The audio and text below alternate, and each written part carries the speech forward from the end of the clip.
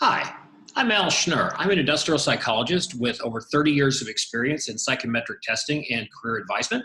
I would like to welcome you to the assessment phase of the Project You cohort program for my next season.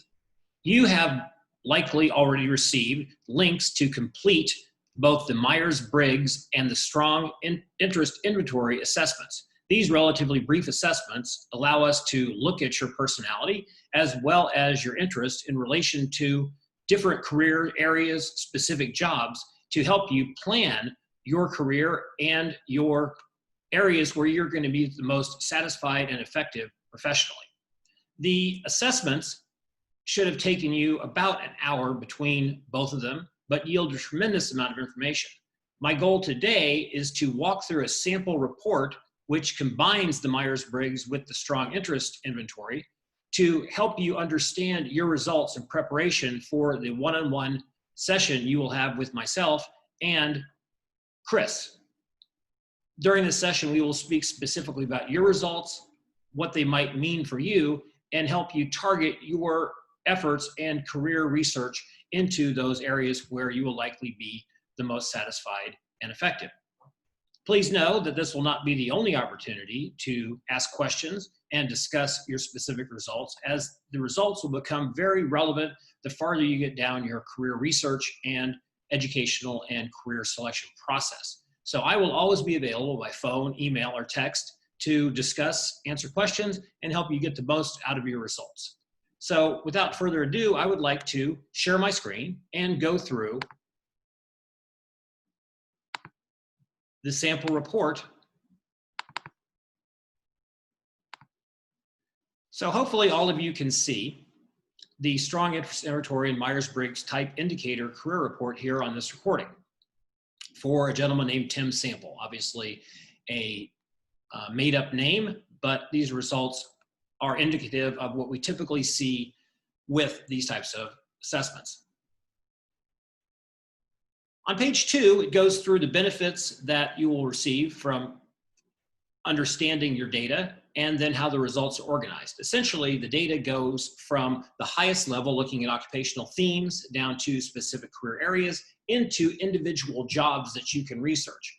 Also talks about your work style preferences, where you like to work, how you like to learn, and some information on how to leverage the information for your career search. Again, this is information that you will work with your advisor as well as your cohorts in leveraging your specific information.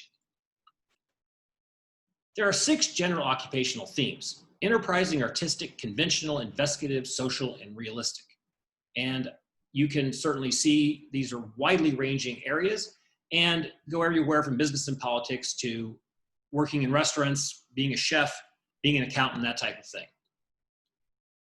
The sample individual, 3 highest areas were enterprising, artistic, and conventional, but was also moderately interested in investigative and social with very little interest in realistic.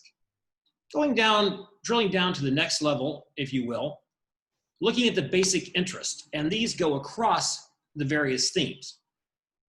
This individual, the top 5 areas were politics, social sciences, law, writing, and sales. And as you can see, these go across the 6 occupational themes. Even though one area may be moderate or even low, there may be a specific area that is very high within that. So that may be an area of interest to take a look at. For example, social was only moderate, but social sciences was very high for this individual.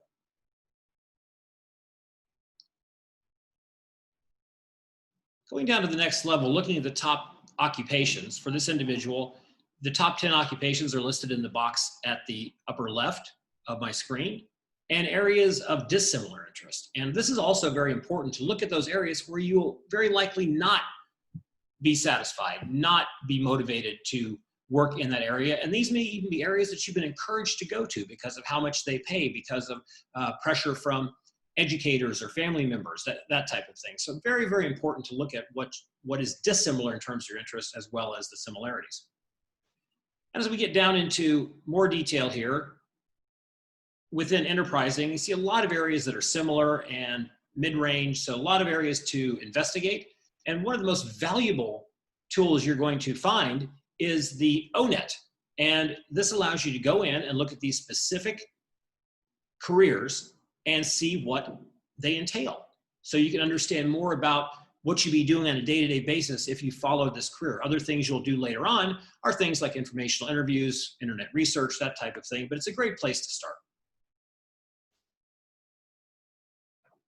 As you can see, as they go down the scale of interest on the themes, get less and less till all the way down to artistic, where there's very, very little, except management analyst. So again, even within the lowest area, there may be a career that is worth taking a look at to understand it better. On page 9, we cover the personal style scales. And to summarize, this person likes working alone and with people, learns through lectures and books, likes to take charge, dislikes risks, and enjoys participating in teams. And your results obviously will differ from these, but it gives you an idea of the type of environment and whether it's team-based, whether you'd be in a leadership position, how you would learn information, whether it's on the job or learning through technical manuals, that type of thing.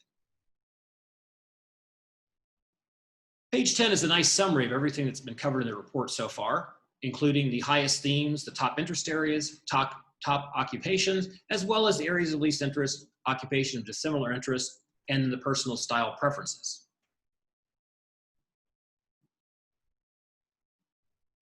On page 11, we begin to combine the strong and the MBTI, the Myers-Briggs. And this shows the benefit of looking at both what you like to do and your specific personality and how those interact in terms of work style and settings, and as well as how it relates to specific positions.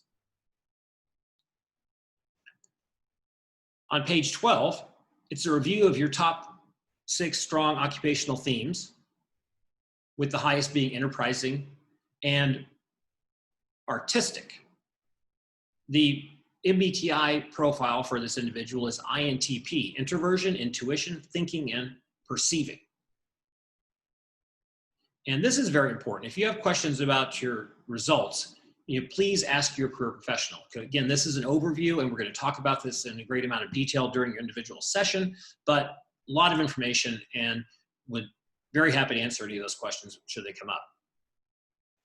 Page 13, combine the strong themes and Myers-Briggs preferences. And in this case, enterprising and INTP is labeled the independent persuaders. Talks about the type of work environments they would like, how they are at work, and what they like. Some more suggestions. And then putting the personal style and the Myers-Briggs preferences, looking at the work style, introversion and thinking, combined intuition, combined introversion, combined thinking, perceiving, combined. And you'll see that there are different suggestions, that places that you would like, that type of thing. Your individual results are going to be very specific to your profile. This just shows where you will find this type of information. And once again, we're back to the ONET. And this is once again taking a look at the ONET, but now we're looking at career fields and occupations suggested by your combined results, really narrowing it down to those areas where your personality, your interests seem to be a potentially good fit. So you've got the top occupations, and there's a lot of detail here, the knowledge, skills, and abilities. And some of these positions you will look at and say, I don't think I would ever want to do that, but you don't want to just discount that. The key is to look through the task, look through the knowledge, skills, and abilities, and look for those common themes to see what is it about these pieces that sort of stick together to give you an idea, again, where you're going to be happiest, where you're not going to be a fit or be happy or satisfied in terms of your career. And this goes on for a couple of pages, along with some additional occupations that you may want to explore that may not have considered. But again, the ONET, internet research, talking to your advisor, talking to your cohorts, a lot of great ways to get information about these careers. Now these action steps, this is kind of to prime the pump. This is all stuff you'll work through during the ProjectYou cohort program, but just some ideas of strategy, ways to start your career, questions to ask when you're going into career research or even interviews, education, that type of thing. Career change probably not as relevant to where you are in your career.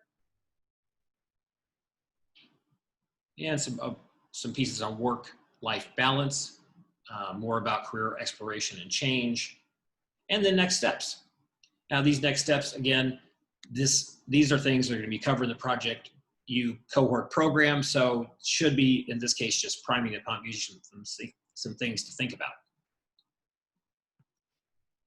So I'm going to stop sharing my screen, which should bring me back to video. Hopefully that gave you a good overview of the report that you will get, what you will get out of it, and how we're going to use the data in the ProjectYou cohort process. Again, if you have any questions or any concerns about your assessment before, during, or after our individual session, please let me or Chris know. We look forward to working with you and to helping facilitate your successful career planning and educational process. Thank you so much, and I look forward to speaking with you.